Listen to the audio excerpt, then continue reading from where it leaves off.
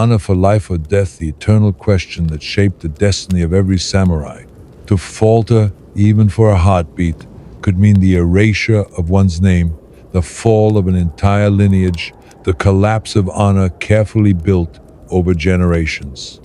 In medieval Japan, there was no middle ground between glory and disgrace. Bushido, the so-called way of the warrior, was both the shining armor and the silent blade that pressed eternally against the throat of those who swore allegiance to it. Legends often portray it as a noble path, adorned with courage, loyalty, and sacrifice. Yet beneath the elegant calligraphy of its teachings hid a darker script, invisible to outsiders, an ink that revealed itself only to those trapped within its unbreakable rules. Imagine a life where every breath, every gesture, every silent glance carried the weight of judgment, where a misstep was not merely a mistake but a curse, where death was not an enemy but a constant companion waiting just beyond the candle's flame.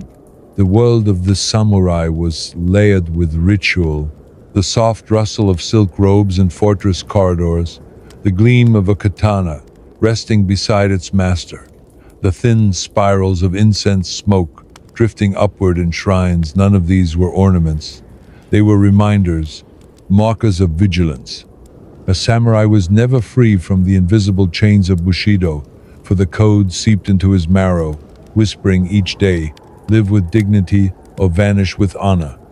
Yet what dignity could truly exist when the shadows of self-destruction grew taller with every sunrise? Behind the scrolls of discipline lived stories that trembled at the edge of silence. The practice of seppuku ritual suicide was not a tale whispered by enemies, but a duty praised by one's own blood. A blade drawn against the body was not considered defeat. It was exaltation, a final offering to the altar of honor. The crimson wound carved across the abdomen was a signature etched into flesh, more permanent than ink. To outsiders, it seemed madness. To the samurai, it was the inevitable conclusion of loyalty. Even loyalty, however, could not shield a warrior from suspicion. A lord's favor was as fragile as frost, vanishing at the slightest touch. One wrong interpretation of an order, one misjudged hesitation in battle, even a glance deemed insolent, and he could summon the cold demand for death.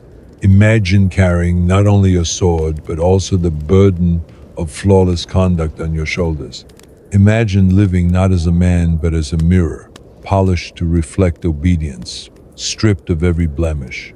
Discipline required more than courage in combat. It required readiness to dissolve into nothingness. To fight valiantly was admirable, but to die willingly was divine. Such ideals blurred the boundary between bravery and compulsion, between devotion and imprisonment. Warriors became monuments of stillness, their hearts trained to beat in rhythm with an eternal drum of duty.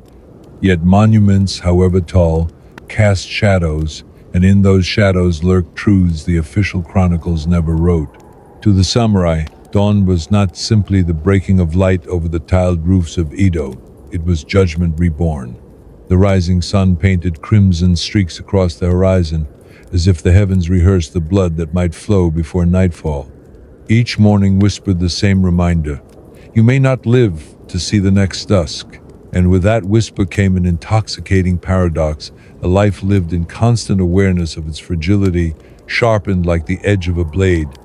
But awareness carries its own poison.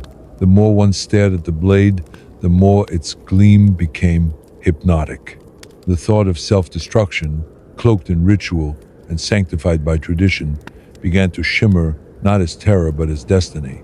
Death no longer appeared as a thief in the night, but as a host awaiting honored guests. And when an entire society praised that host, the door to darkness swung wider with each generation.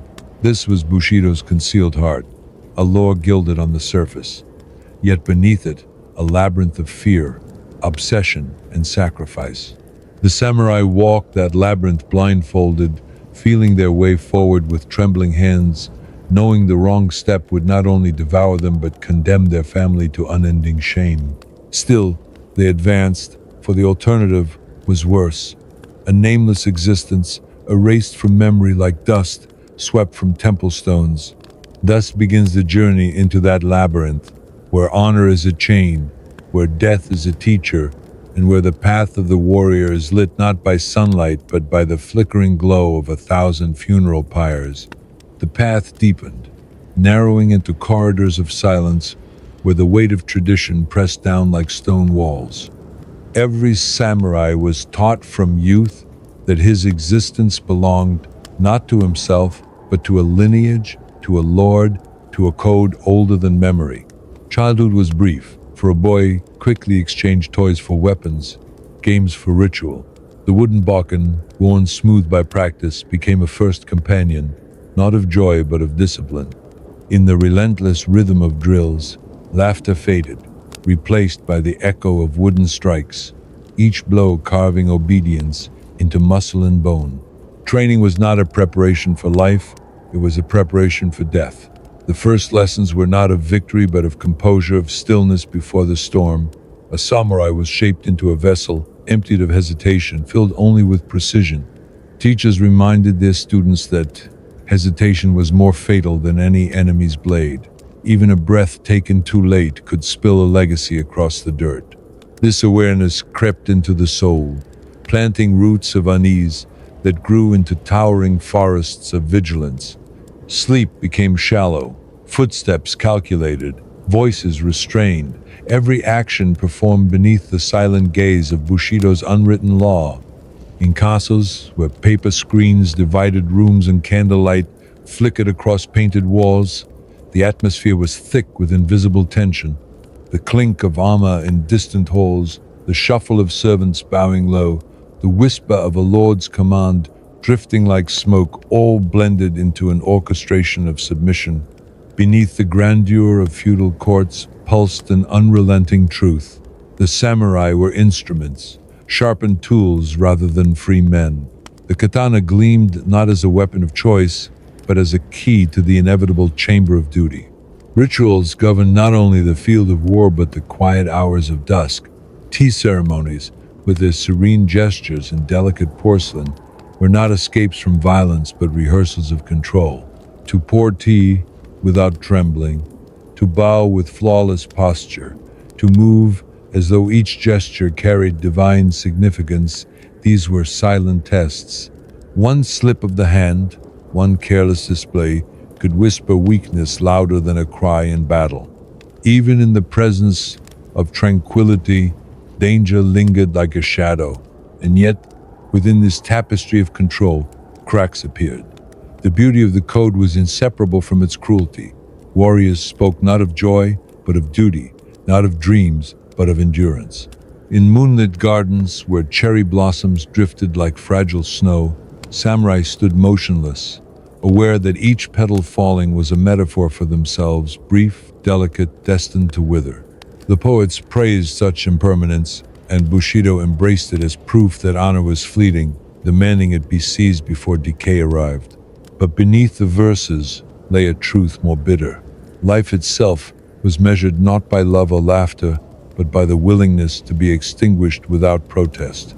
Battlefields only reinforced this paradox.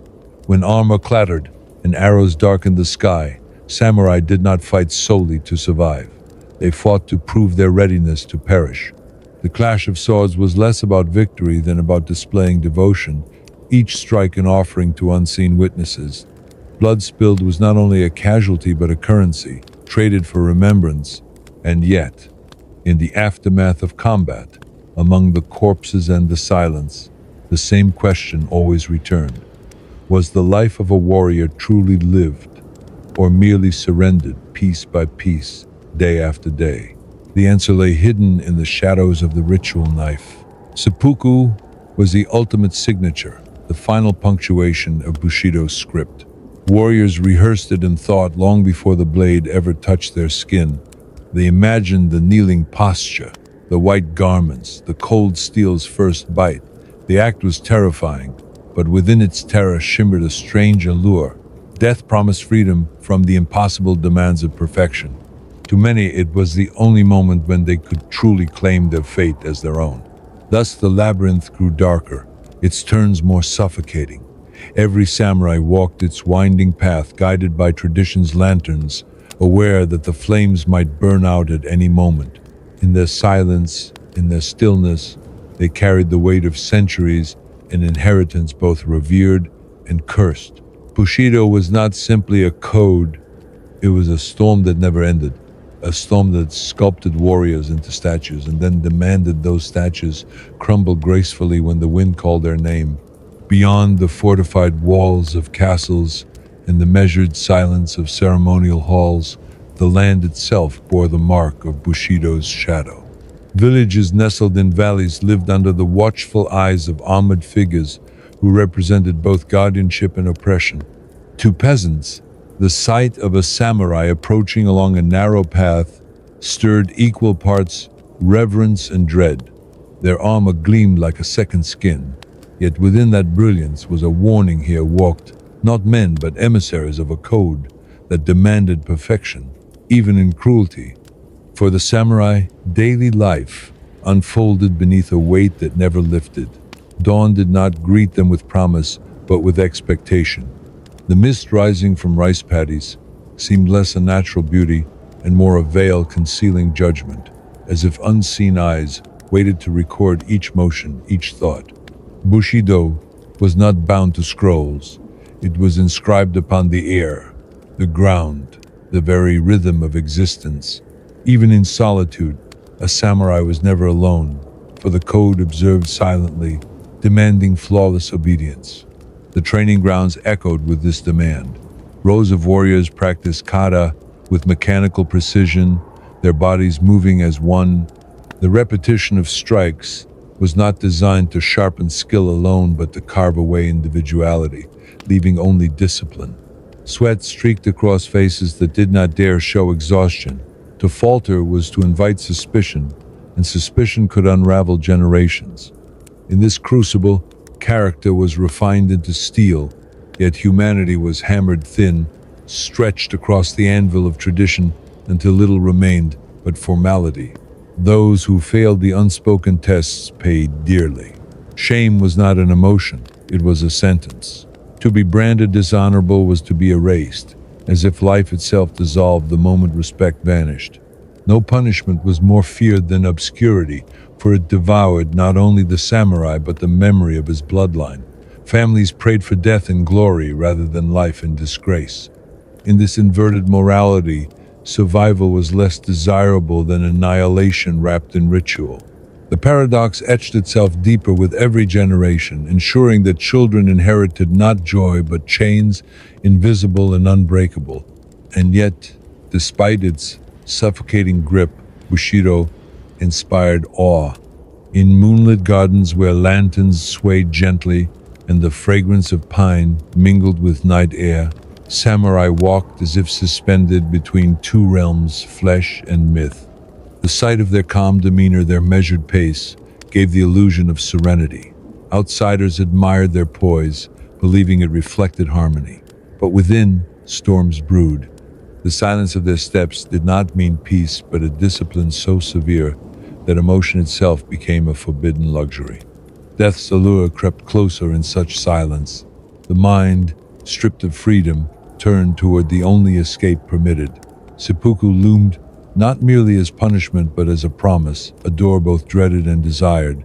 Tales circulated of warriors who chose it before disgrace ever touched them, as if drawn to the ritual like moths to flame. To outsiders it was horror. To those bound by Bushido, it was inevitability, sanctified by centuries of repetition. The battlefield was where this paradox reached its sharpest edge. The roar of war drums, the cries of horses, the metallic clash of blades all merged into a symphony of impermanence. Here, the warrior could release the tension of constant restraint, if only for moments, by surrendering to the chaos of combat. But even amid carnage, the thought lingered. To fall dishonorably was worse than to fall at all. Every swing of the sword was not only against an enemy but against the suffocating possibility of disgrace. Thus, Bushido did not end at the borders of castles or battlefields. It seeped into every fragment of life. It sculpted gestures, silenced voices, dictated choices, and carved destinies. It was a God without a temple, a scripture without mercy, and beneath its golden mask of valor and nobility, its true face revealed itself, a face etched with shadows, where every smile was restrained, every step calculated, every heartbeat uncertain.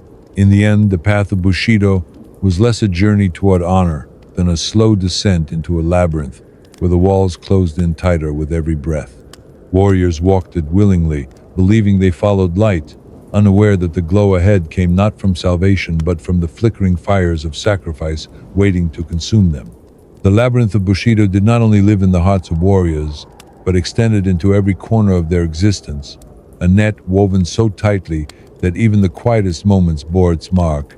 In the stillness of gardens, where koi stirred the water with slow arcs and plum blossoms fell like soft confessions from ancient trees, a samurai could not simply admire beauty. He was expected to read it as a metaphor for impermanence, to internalize the fleeting nature of life, as a reminder that his own body was as fragile as a petal drifting toward the ground. The world itself was a scroll of instruction, every season a lesson in mortality. The turning of leaves in autumn became an unspoken sermon. Their crimson and gold were not celebrated for color alone, but for the silent truth they carried.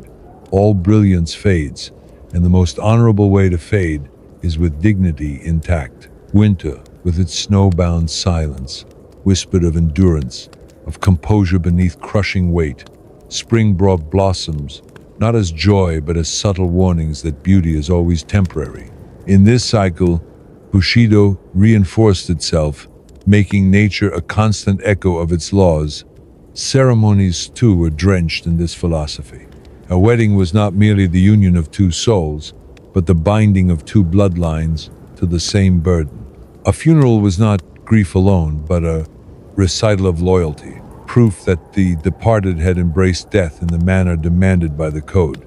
Even the tea ceremony, seemingly detached from violence, became a silent rehearsal of precision, balance, and restraint. Each gesture, pouring, bowing, lifting the cup, was a ritualized reminder that every movement of a samurai was weighed, recorded, and judged. Within this theater of discipline, the mind began to warp. To live under constant observation, even by invisible standards, was to bend one's thoughts into shapes not natural to the human spirit.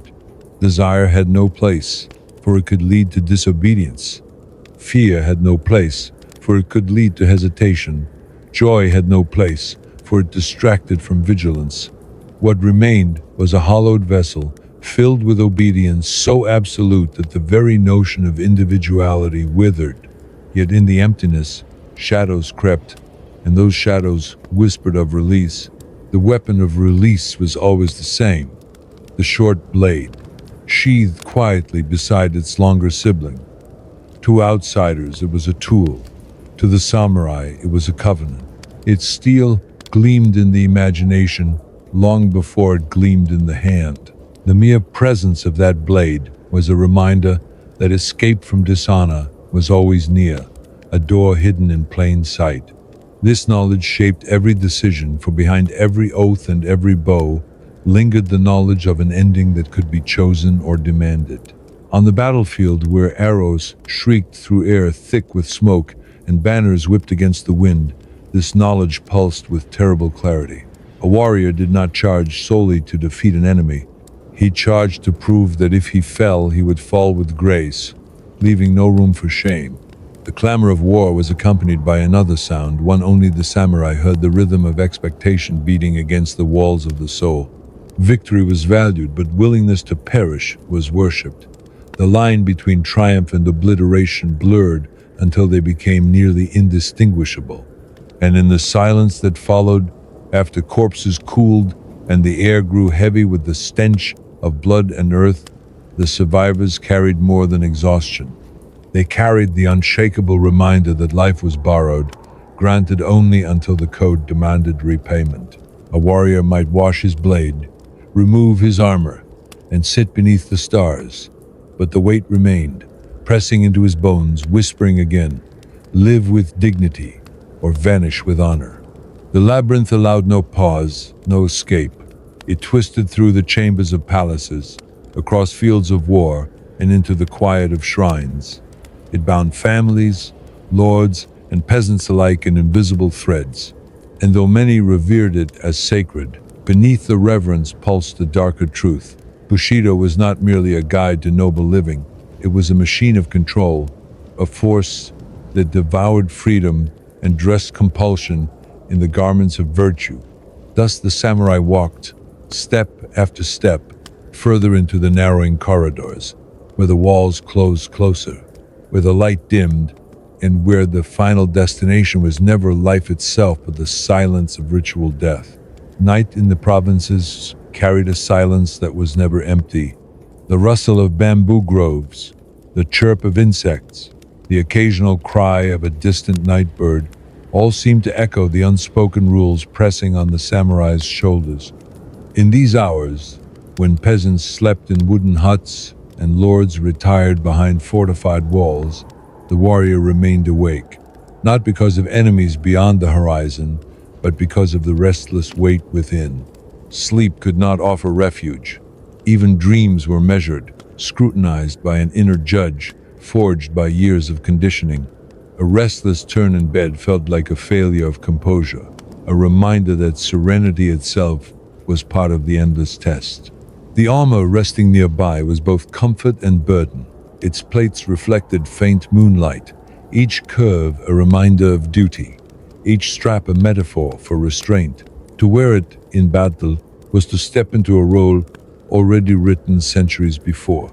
To remove it was not freedom, but an intermission, a pause in an endless performance.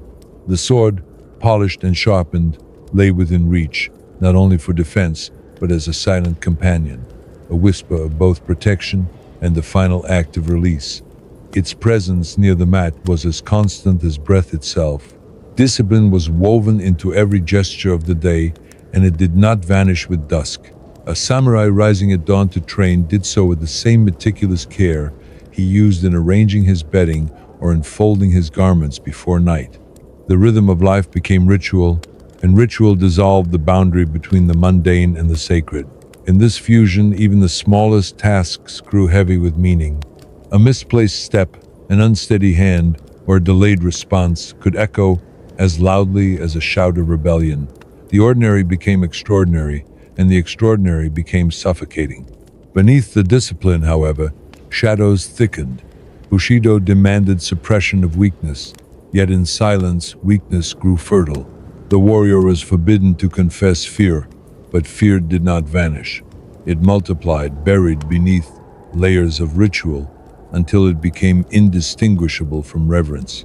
The praise of seppuku as a noble end did not erase the terror of it. It only coated that terror in ceremony, turning dread into inevitability. Each generation inherited this paradox, nurturing it like a seed that sprouted in every household, binding fathers to sons, lords to vassals, warriors to the invisible altar of expectation. And still beauty lingered, cherry blossoms falling against the black lacquer of helmets, the scent of pine carried on mountain winds, the haunting song of flutes during festivals. These touched the samurai as much as duty did.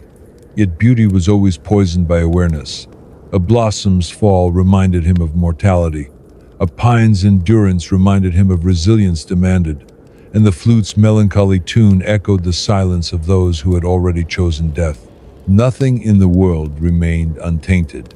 Every image, every sound, every fragrance was pulled into the orbit of Bushido's gravity. The battlefield amplified these contradictions to a fever pitch. When arrows hissed through the sky and spears clashed like thunder, adrenaline surged, but even adrenaline was not freedom. The warrior could not fight as instinct demanded. He fought as Bushido required. He could not scream in rage, for rage was unrefined. He could not hesitate in terror, for hesitation was disgrace. He could not cling to life too tightly, for clinging was weakness. Battle was not chaos.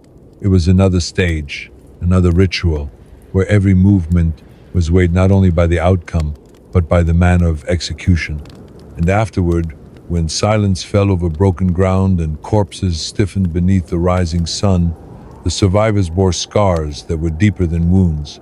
They carried the knowledge that every breath was temporary, that every moment was already rehearsed in the shadow of death. They carried the vision of comrades who had chosen seppuku rather than dishonor, their white garments forever stained with crimson. They carried the realization that their own turn would come, whether demanded by their lord, their enemy, or their own hand. Thus Bushido did not merely guide, it consumed. It consumed days, consumed thoughts, consumed lives, until the samurai's existence became indistinguishable from the code itself. What was left was a figure of paradox, revered by history as noble, yet bound by an invisible leash that strangled even the smallest breath of freedom. The labyrinth narrowed further, and every step carried them deeper into corridors where escape no longer existed, only endurance, only submission, only the eventual silence of ritual sacrifice. Mourning in the strongholds of feudal Japan did not begin with birdsong or sunlight alone. It began with duty. The creak of wooden floors, the shuffle of sandals across polished corridors, the scent of incense wafting from family shrines. These were not simple markers of a new day, but reminders that another performance had begun. The samurai awoke each dawn to an invisible stage, his every movement subject to the silent scrutiny of both his ancestors and his lord. Even before the first command was spoken, the weight of Bushido pressed against his chest like the armor he would soon fasten. The courtyard training grounds filled quickly with the sound of clashing wooden swords, the rhythm of drills echoing off stone walls. Sweat gleamed across faces too disciplined to grimace. Muscles burned beneath layers of restraint, and yet not a single warrior faltered in his posture. The discipline of the body was nothing without the discipline of the spirit. Teachers walked among the lines like shadows, their eyes sharp as blades, seeking hesitation, seeking the smallest imperfection. Every mistake was not simply error, it was revelation, proof of weakness lurking beneath polished exteriors. And weakness was an unforgivable crime. In the stillness after drills, samurai often sought meditation, but even here, the silence was not freedom. Kneeling before altars, their minds were told to empty themselves, to shed all attachments, to dissolve into nothing but service. Yet in that emptiness, thoughts multiplied. Images of past failures surfaced, fears of dishonor returned, and the gleam of the short blade intruded like a ghost. Meditation, intended as peace, often became rehearsal preparation for the calm acceptance of death that Bushido demanded. To sit in silence was to sit beside the shadow of one's inevitable end. The lords, seated high above in decorated halls, rarely spoke openly of such things. Their commands were cloaked in formality, yet their silence carried threats sharper than words. A bow delivered too slowly, a phrase spoken with the wrong inflection, even a glance that lingered a fraction too long, all could summon suspicion. Samurai lived as if balanced upon the edge of a sword, knowing that a slip in etiquette could be as fatal as a wound in battle. To serve was not simply loyalty. It was submission so complete that one's very breath required permission. Even within households, Bushido's chains coiled tight. Families revered the code as sacred scripture, teaching sons to bow before they could walk, instructing daughters to prepare garments of mourning before they ever wove garments of celebration. A samurai's wife carried the same burden, knowing that dishonor in her husband's life could demand silence in her own, perhaps even her death. Children absorbed these truths, not as teachings, but as air itself, inhaled unconsciously until they no longer questioned, only obeyed. Thus, the labyrinth reproduced itself in each generation, endlessly replicated through ritual and fear. Yet beneath these rituals, humanity struggled to survive. A warrior might gaze at the mountains rising in pale morning light and feel a longing he could never speak.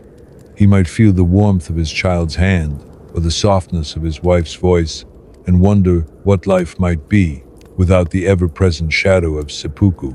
But such thoughts were poison. To confess them was to invite disgrace, to indulge them was to weaken the will, and to let them linger was to betray the code.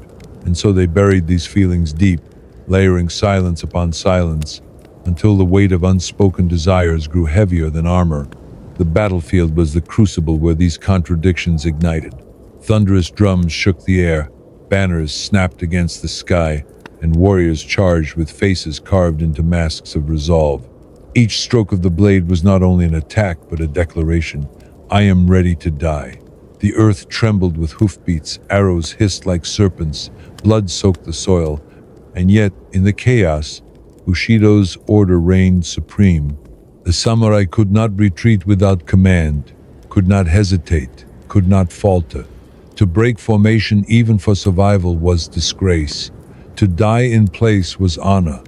When silence finally followed, when the last cries of the wounded faded into the wind, the survivors returned, not as victors, but as men condemned to remember. They had killed, yes, but more than that, they had witnessed. They had seen comrades fall with honor, seen enemies collapse into anonymity, seen the weight of tradition devour lives with impartial cruelty. And in that silence, they understood once more. The path of Bushido did not lead toward life. It led toward an ever-tightening corridor, where each step narrowed the way forward until only one door remained, the door of ritual death. The corridors of Bushido stretched endlessly, and each passing season tightened their grip. Spring's blossoms were no longer innocent. They had become sermons of fragility, reminding every warrior that beauty was not a gift but a prelude to decay. Summer's heat pressed down like the weight of obligation, turning sweat into chains that bound the flesh to ritual. Autumn's falling leaves whispered of impermanence, their descent echoing the samurai's own destined collapse. Winter froze not only the fields but also the heart, a mirror of the stillness demanded by the code. Even nature, once a refuge, became a tutor, repeating the same lesson. Life is temporary, death is inevitable, honor is everything. Within fortified mansions, lords sat upon raised platforms beneath painted ceilings, surrounded by attendants and guards who moved like shadows. Every meeting was a test disguised as ceremony. Samurai knelt in stiff rows, backs straight, eyes lowered, their very stillness a form of worship. The words spoken were often few, yet each carried layers of meaning, and one misinterpretation could unravel a life. To serve a lord was to surrender thought itself, to dissolve one's will into the commands of another. Submission was not merely expected, it was demanded as the very definition of existence. And so the labyrinth deepened. A samurai was told his sword was his soul, but in truth it was his leash. The gleaming edge reminded him daily that his spirit was chained to steel, that his freedom ended where tradition began. To wield it was to declare loyalty, but also to admit captivity, even in moments of solitude. When the blade lay sheathed beside him, he could feel its silent presence, a reminder that his fate was written not in ink but in metal. At festivals, where lanterns floated upon rivers and drums echoed across villages, the samurai did not join in as others did. He stood at the edge, a figure of composure, watching joy with a gaze that could never soften. For him, laughter was dangerous, pleasure a weakness, freedom an illusion. He could observe but never partake. Even celebrations became another layer of exile, isolating him further within the code's relentless embrace. When death called, it was not always in battle. A whisper of dishonor could spread like fire through dry grass, devouring reputation before the accused could defend himself. Rumors alone were lethal. A lord's displeasure could demand an immediate end, delivered not by executioner's hands, but by one's own. To take the short blade and cut across the body was not merely compliance. It was proof of loyalty, a performance for those left behind. Witnesses watched with solemn reverence, as though brutality were beauty, as though agony were art. And in that paradox, Bushido revealed its darkest truth. Pain was sanctified when bound to duty. The fear of disgrace became heavier than the fear of death itself. To die was expected, but to live dishonored was unbearable. Thus, men rehearsed their ends in their minds, imagining the white garments, the kneeling posture, the crimson arc staining the mat. They imagined the final breath not with dread but with a strange calm, because calm was demanded, even at the edge of the abyss. Death became familiar before it ever arrived, a companion that lingered in the corners of every chamber, every shrine, every battlefield. And still, the world admired the samurai. Foreigners spoke of their loyalty, poets wrote of their valor, artists painted their stillness. The legend grew brighter than the truth, and the mask became more revered than the face it hid. The myth of Bushido gleamed like polished armor, but behind that gleam the flesh ached, the spirit trembled, and the silence roared with unspoken suffering. The labyrinth was not only walked, it was celebrated, even as it consumed those who wandered within it. The path forward grew narrower. Each step taken was another toward the inevitable. Bushido did not lead to freedom, nor to peace, but to a precipice dressed in ritual and lit by the pale glow of duty. The samurai marched toward it willingly, believing the light ahead to be salvation, never realizing that it was the glimmer of countless funeral pyres waiting to consume them all. The silence of dawn often disguised itself as peace, but for the samurai it was the hour of judgment. The faint mist rising from the fields, the first rays slipping over temple roofs, the cry of crows circling above each, signaled another day to endure the gaze of Bushido. Rising from the mat was not a simple gesture of waking. It was the first ritual, the first act of discipline in a day that would stretch like an unbroken chain. From that moment, every movement, tying garments, fastening armor, bowing before ancestral shrines, was heavy with significance. Life was performance, and performance was survival. The household itself was a theater of obedience. Servants bowed lower than low. Wives prepared robes of mourning as carefully as robes of celebration. Children learned to kneel before they learned to walk upright. Each role was rehearsed, each gesture measured. Even laughter was quiet, cautious, lest it be mistaken for irreverence. Within these walls, affection was restrained, conversation hushed, and silence praised above speech. Families carried Bushido not as heritage, but as a constant burden, ensuring that even the hearth was no refuge from the weight of expectation. Beyond the household, the village lived under the same shadow. Peasants saw the samurai as both protectors and predators. Their presence inspired awe, yet that awe was sharpened by fear. A misplaced word, a gesture deemed disrespectful, could draw steel in an instant. Authority was absolute, and absolute authority demanded sacrifice. The villagers whispered stories of warriors who had ended their lives for dishonor, tales that drifted from huts to marketplaces, shaping fear into reverence.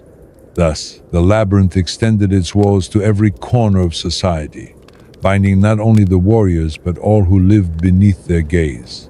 On battlefields, this truth became flesh. The earth shook beneath the thunder of cavalry. Banners snapped like whips in the wind, and the air was thick with ash and cries. Amid the chaos, the samurai were not free to fight as instinct demanded. Each strike, each stance, each breath was bound to ritual, evaluated not by survival but by adherence to form.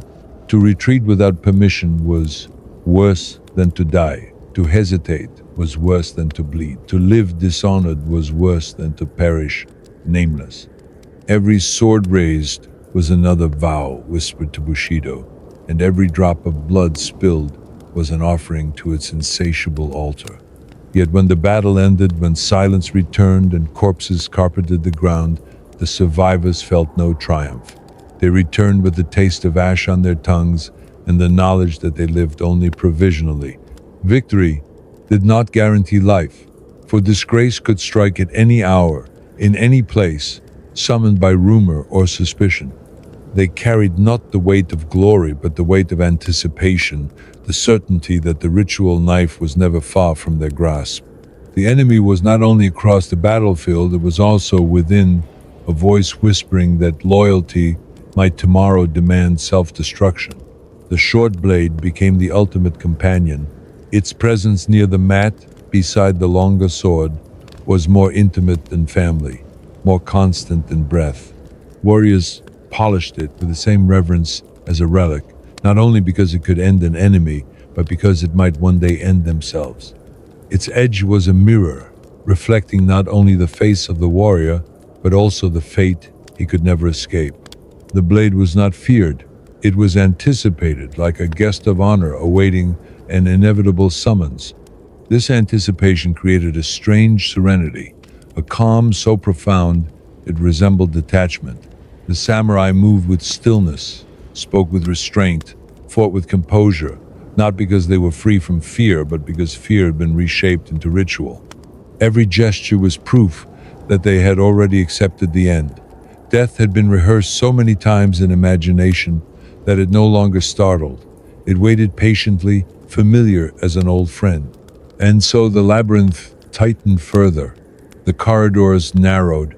The air grew colder. The light dimmed. Yet still the samurai walked, not as captives, but as believers, convinced that submission was nobility, that silence was strength, that the final cut of steel across the body was not destruction but transcendence. The code consumed them, and in being consumed, they became its immortal image figures of discipline, admired for centuries, even as the truth of their suffering remained hidden behind the mask of honor.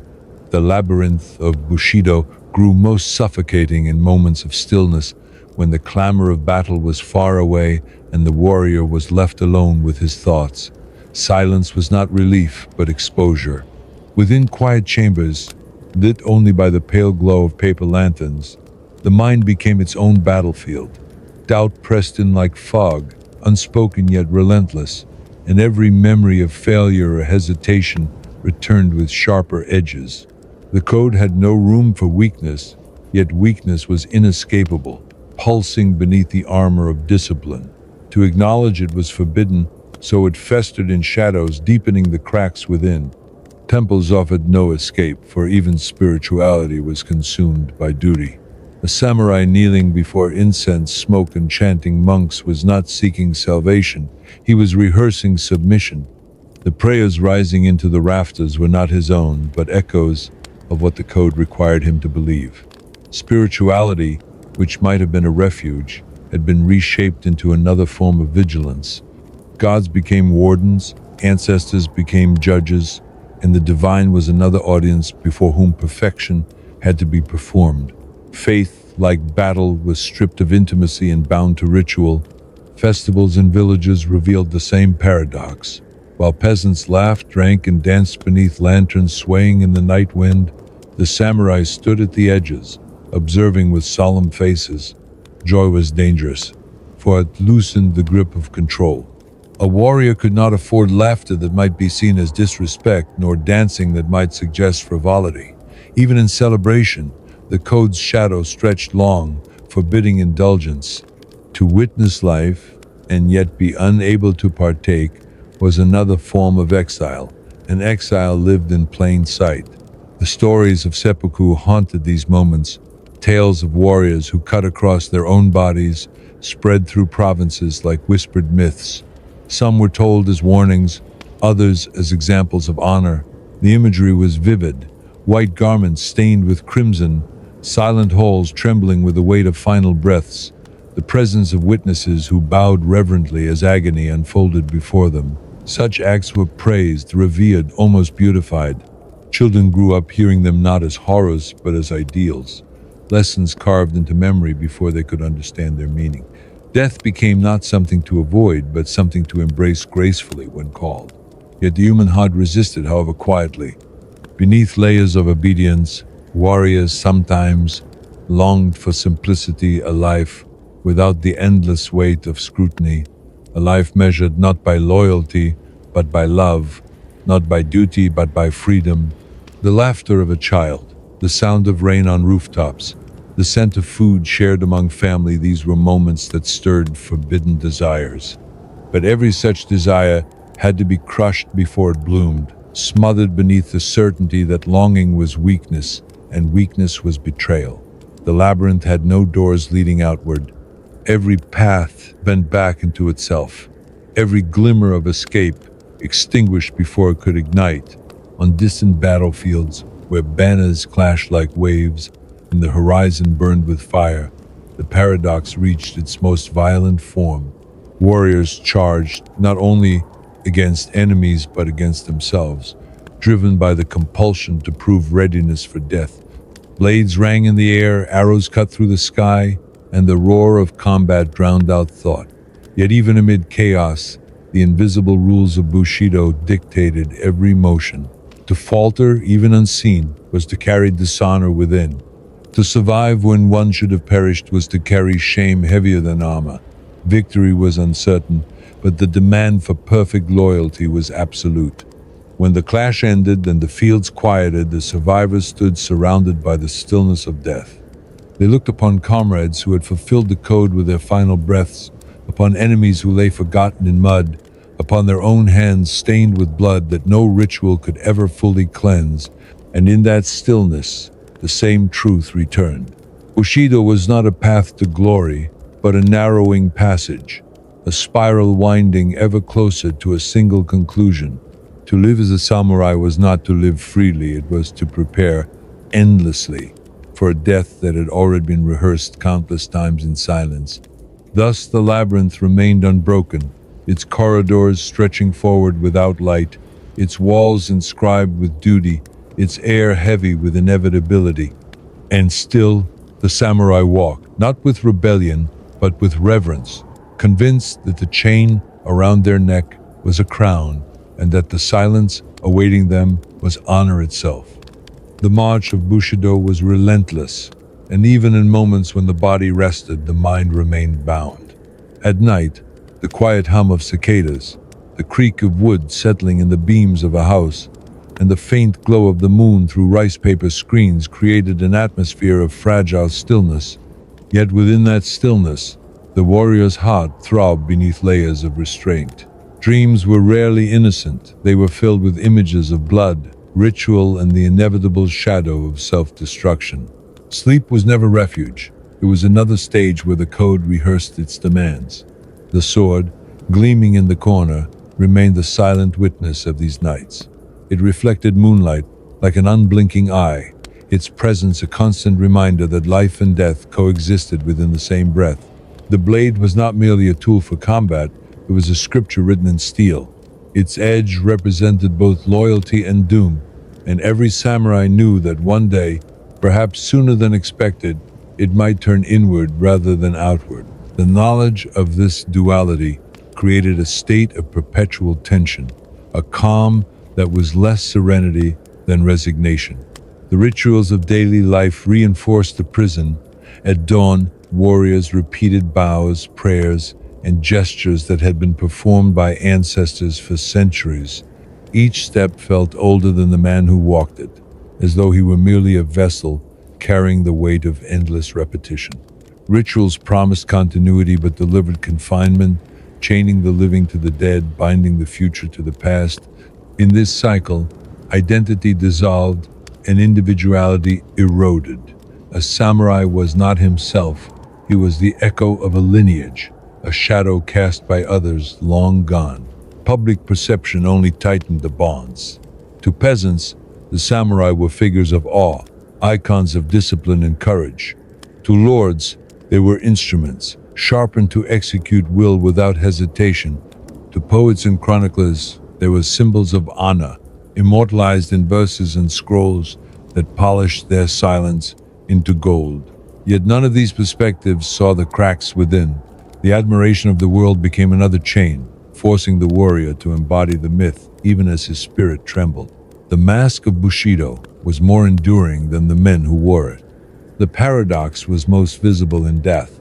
Seppuku, revered as the ultimate act of loyalty, was both feared and embraced. Witnesses described the rituals with reverence, the warrior kneeling in immaculate white, the silence of the chamber heavy with incense, the steady hand drawing the blade across the stomach. To outsiders, the act was grotesque, yet within the labyrinth it was sanctified. The agony was not seen as suffering but as purification, as though pain itself became holy when bound to duty. Children grew up hearing these stories not as tragedies but as hymns, their young minds molded to see death not as an end but as fulfillment. And yet, beneath the surface, the human spirit resisted. The longing for freedom, though silenced, never vanished. The sight of the sea stretching endlessly toward the horizon, the warmth of spring rains, the sound of a bird rising into the sky, these stirred questions, too dangerous to voice. What if life could be more than obedience? What if honor was not measured by death, but by the simple act of living? Such questions flickered like sparks in the dark, quickly smothered but never fully extinguished. On the battlefield, these contradictions reached their peak. Amid the chaos of clashing blades and screaming horses, the samurai was both executioner and sacrifice. Every stroke of the sword was a declaration of loyalty, every wound a step closer to the fate rehearsed in silence. Blood sprayed across armor and earth, yet even in the frenzy, composure was required. Rage was forbidden, panic unthinkable. To die with dignity was greater than to live without it. Survival itself was suspect if it bore the shadow of hesitation. When the noise of combat faded, the survivors returned to their lords, carrying not triumph, but the ghost of inevitability. The labyrinth allowed no escape, no peace, no end, other than the blade turned inward. Bushido did not promise freedom in life or in death. It promised only continuity, an endless cycle of submission wrapped in reverence. To walk its path was to surrender willingly to the narrowing corridors of fate, knowing that beyond them lay only the silent chamber of ritual sacrifice. The further one traveled within Bushido's corridors, the more indistinguishable the walls became. Duty and existence blurred until there was no separation between them. To wake, to breathe, to eat, to fight, each was merely another expression of the code. Individual will dissolve like ink in water, leaving only obedience. The labyrinth was no longer outside the samurai. It had moved within, grafting itself into bone and sinew until even the beating of the heart seemed to echo its rhythm. This internalization created an unsettling serenity.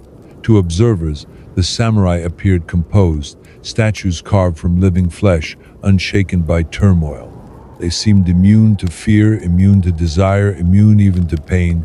But this serenity was not peace.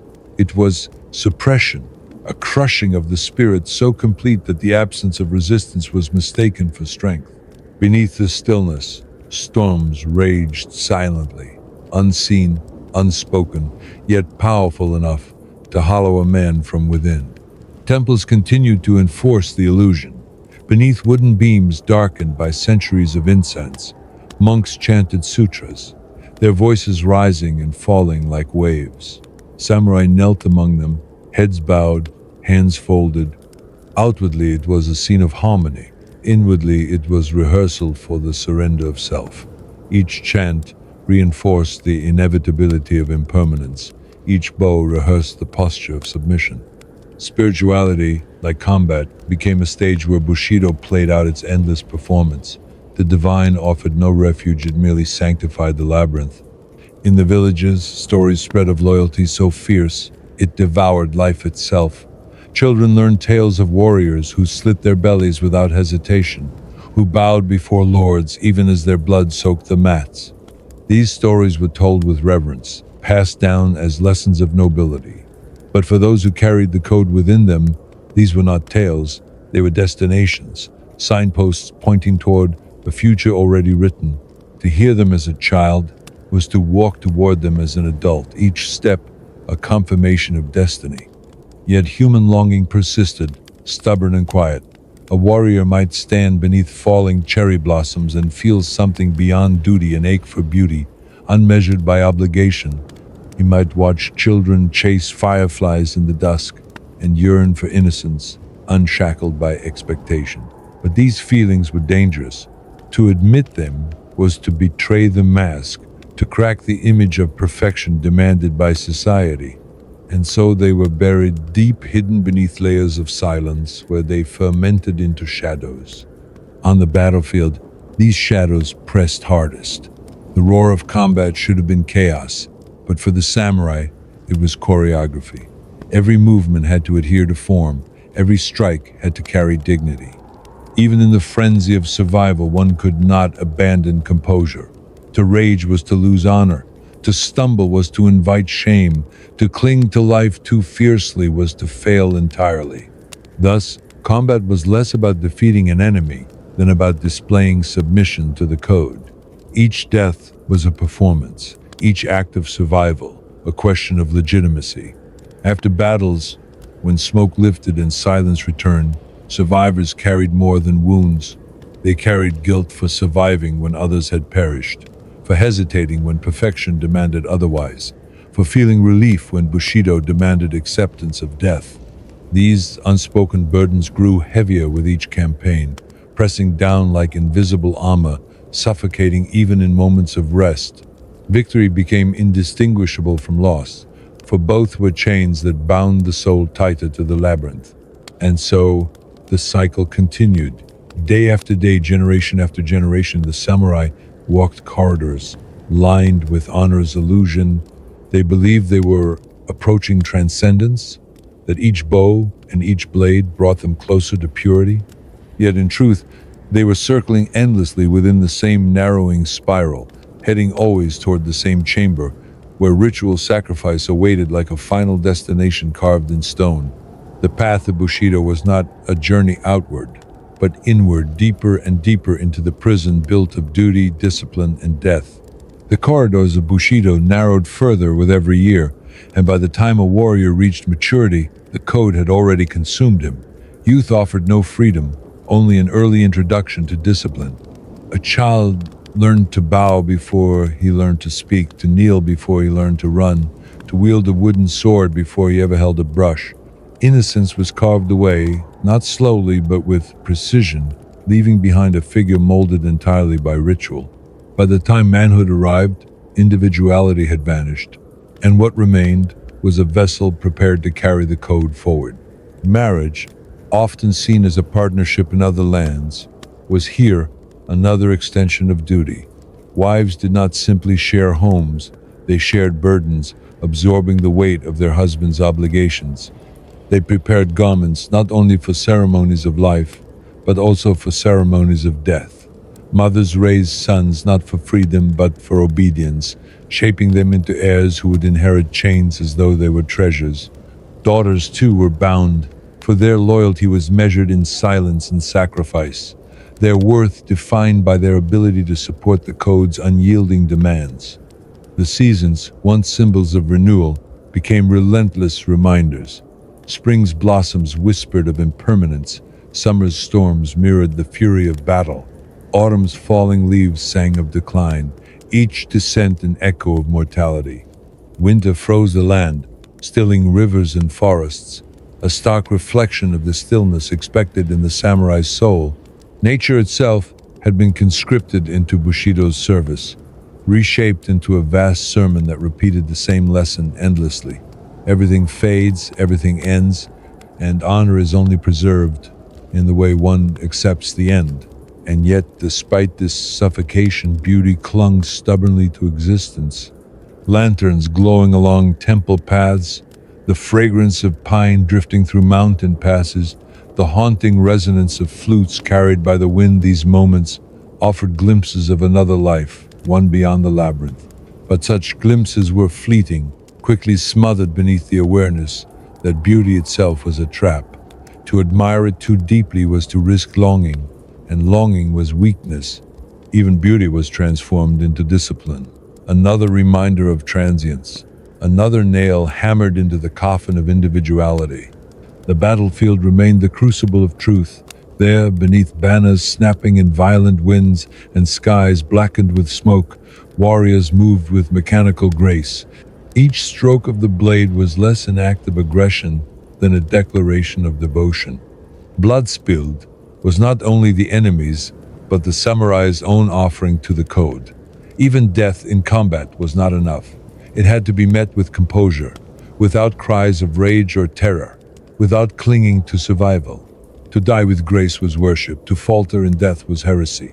The battlefield was not a contest of armies but a stage where Bushido demanded proof again and again, until the earth itself seemed saturated with submission.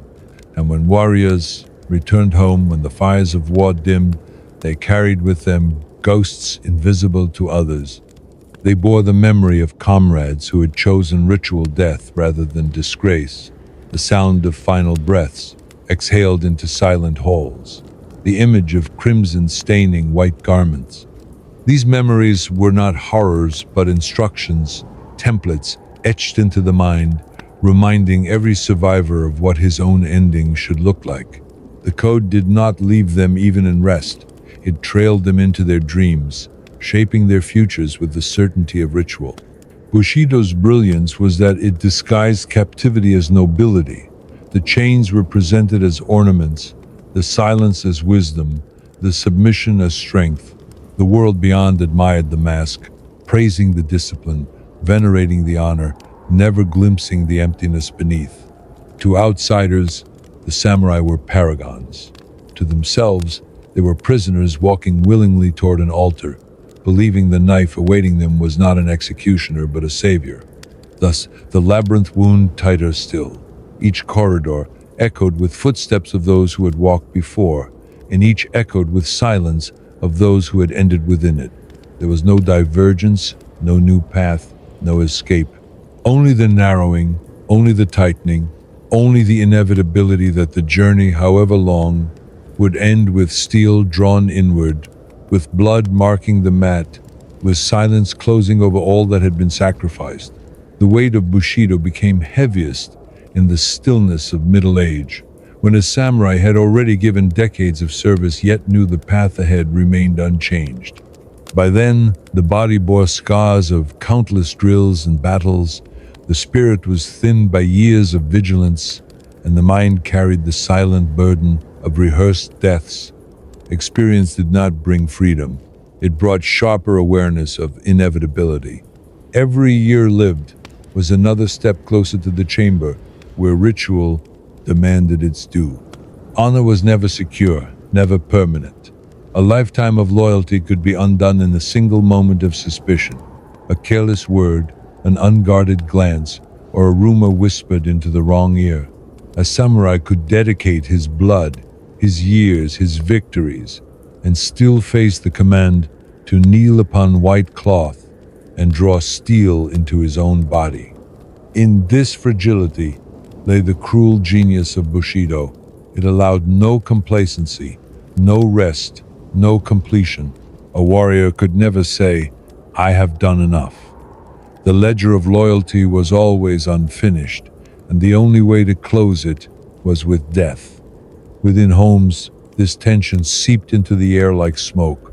Families spoke softly, moved carefully, lived as if each moment might be their last together. Wives prepared for absence as much as presence. Children grew up with the awareness that their fathers might vanish not in war but in ritual silence. The sound of sharpening steel at night was not unusual, for every blade had two purposes: to defend against enemies and to erase dishonor. The duality of the weapon cast a shadow over households, where love itself was tempered by the awareness of its fragility.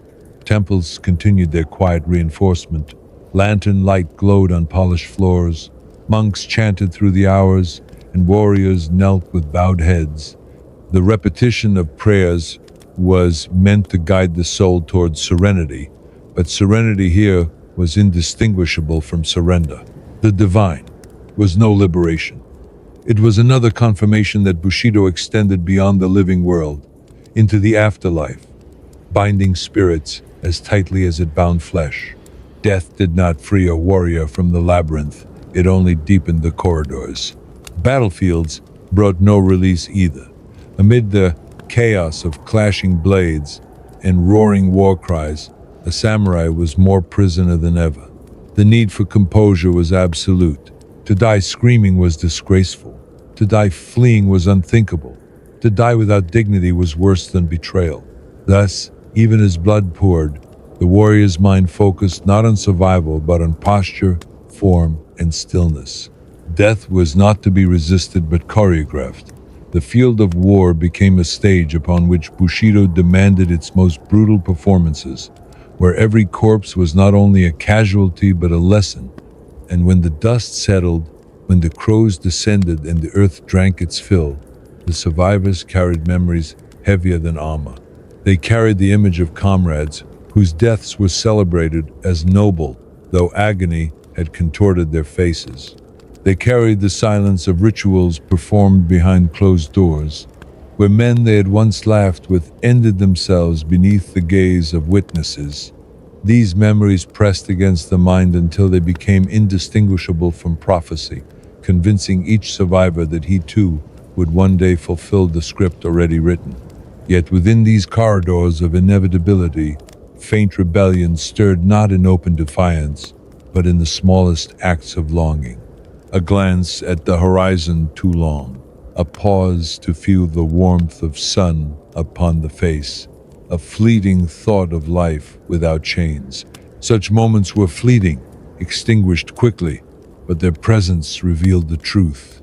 Beneath the mask of discipline, the human spirit still beat, however faintly. But Bushido had mastered the art of suffocation, and these sparks rarely grew into flame. They smoldered quietly, unnoticed, until extinguished by the demands of ritual. Thus the labyrinth grew darker still. The walls seemed closer, the air colder, the light dimmer. The path offered no branches, no turns, no escape. Only forward, always forward, toward the chamber waiting at the end. The samurai walked not with fear, for fear had long been buried, but with resignation and acceptance that his life was not his own, that his body was already promised, that his final act had been rehearsed since the day he first bowed to the code. In the twilight of life, when hair turned silver and scars mapped the body like forgotten roads, Bushido's grip did not loosen, it tightened. Age did not bring reprieve, it brought scrutiny. An older samurai was expected to embody the code more perfectly than ever, to serve as a living scripture for the young. His composure had to be absolute, his loyalty beyond question, his silence flawless. To falter in youth might be forgiven as inexperience. To falter in age was proof that a life of discipline had been wasted. Thus, even as the body weakened, the weight upon the spirit grew heavier, pressing harder with each passing year. Old warriors often became teachers, but teaching was not freedom either. In training halls, where the air smelled of sweat and wood, the elder's task was to carve away individuality in the next generation, just as his had been carved away. Wooden swords cracked against each other, feet slid across polished floors, voices barked commands. Each correction was less about technique and more about reinforcing the labyrinth. The elder who once suffered the weight of scrutiny now became the enforcer of it, passing down chains disguised as wisdom, ensuring that the prison remained eternal. Yet beneath the role of teacher, memories stirred. The elder remembered moments of beauty, cherry blossoms drifting on spring winds, the cry of cranes across autumn skies, the laughter of children before it was silenced by discipline. These memories glowed faintly, fragile sparks of humanity buried beneath decades of ritual, but they were dangerous to hold. To speak of them was to appear weak, to long for them was to risk disgrace. And so they remained silent, folded away like old letters, fading as years advanced, until only the code remained. The inevitability of seppuku grew sharper with age. An older samurai lived with a constant awareness that his usefulness could end in an instant. A failed mission, a careless word, a lord's whim, and he could summon the final command. To kneel upon white cloth, to open the body with deliberate grace, to endure agony in silence while witnesses looked on, this was not only possible but expected. Age did not protect from the blade. If anything, it drew the blade closer, whispering that the time of reckoning could arrive at any dawn. For some, the weight became unbearable. Whispers spread of those who chose the act before it was demanded, ending their lives to escape the slow suffocation of the code. These deaths were praised as noble, yet behind the praise lingered an unspoken truth. They were not acts of honor alone, but acts of desperation. Even within Bushido's cage, cracks appeared, and through those cracks the raw instinct to escape revealed itself. But the code was merciless. It transformed desperation into virtue, calling despair loyalty, disguising surrender as transcendence. The world beyond continued to admire. Artists painted stoic warriors, poets wrote verses of sacrifice, and chroniclers inscribed their silence as grandeur. None recorded the loneliness of an aging samurai sitting in a quiet chamber, staring at the blade that had accompanied him since youth, knowing that his final act would not be freedom but confirmation of the prison he had carried his entire life. Legends polished the mask while the man behind it faded into shadow. And so, twilight for the samurai was not gentle, it was not peace, nor reflection, nor rest. It was a narrowing, an approach to the chamber that had always awaited. The corridors of the labyrinth had grown tighter, the walls higher, the air thinner. Ahead, the faint glow of ritual fire burned, promising not release but erasure. The elder walked forward with steady steps, believing as he had always been taught that to vanish in silence was the highest form of honor. Yet in the stillness of his heart, the unanswered question lingered. Was it honor, or was it chains, gilded so brightly that no one dared call them what they were? The final corridors of Bushido were not paved with triumph, but with silence. In the end, the samurai stood alone, his life measured not by laughter shared or love remembered, but by the precision with which he had obeyed. The mask he had worn since youth had fused with his flesh, until no one, perhaps not even himself, could distinguish the man from the code. He had become the labyrinth, and the labyrinth had become him. The chamber awaited, stark and ritualistic. White cloth spread neatly upon the floor, a low table prepared with blade and ink, witnesses summoned to observe. The room smelled of incense and cedar, sterile yet heavy with the knowledge of what would unfold. No words were needed. Silence spoke loudest here. The samurai entered with slow, deliberate steps, not as a man choosing, but as a man fulfilling what had always been chosen for him. Every breath was weighted, every heartbeat a drumbeat counting down to inevitability. The short blade rested on its stand, gleaming faintly in lantern light. It was both familiar and alien, an object polished daily, held countless times, yet now transformed into an executioner disguised as a companion. He knelt before it with the same posture he had practiced since childhood, back straight, eyes lowered, movements exact. There was no hesitation, for hesitation would shatter the illusion. Discipline demanded perfection, even in agony, even in the moment of erasure. Outside, the world carried on. Peasants tended fields, merchants haggled over goods, children ran laughing through alleys. To them, the samurai was distant, a symbol carved into legend, not a man trembling in silence. They saw the armor, the banners, the discipline. They did not see the years of suffocation, the weight of expectation, the isolation disguised as nobility. They would never witness the truth, that the brilliance of Bushido was not in honor but in its ability to sanctify sacrifice, to turn the annihilation of self into spectacle admired by all. The blade cut across flesh with ritual precision, crimson blooming against white like a final offering to the code. Pain surged, but even pain was suppressed, contained within clenched jaw and rigid posture. Witnesses bowed, their reverence confirming the act's sanctity. In their eyes, it was not suffering but transcendence, not destruction but fulfillment. The samurai's body trembled, then stilled, his life flowing out onto the mat in silence. In that silence, Bushido declared victory not over an enemy, but over the very man it had consumed. And yet, in the moment when sight dimmed and breath thinned, perhaps there lingered something unspoken. Perhaps, beneath the weight of ritual, the warrior glimpsed a fragment of what had always been denied. The warmth of spring air, the sound of rushing rivers, the freedom of a horizon unchained by duty. Perhaps, for a heartbeat, the mask slipped and the man saw himself not as a servant but as a human who had longed silently for life itself. But the code allowed no acknowledgement. That final thought dissolved into darkness as the labyrinth closed its last door. The chamber remained, clean and silent, once the act was complete. The body was carried away, The blade cleansed, the mat replaced. Another name was added to records, another story told to children, another legend polished until agony became honor. The world outside never paused, never questioned, never saw. The labyrinth endured, eternal and unbroken, fed by the lives of those who walked willingly into its narrowing halls. Bushido had promised transcendence, but what it delivered was silence. Silence so complete it echoed louder than any battle cry. In that silence lay its power, its cruelty, and its permanence.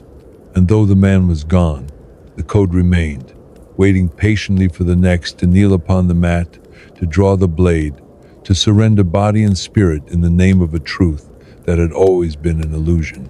That death, when cloaked in duty, could somehow mean freedom,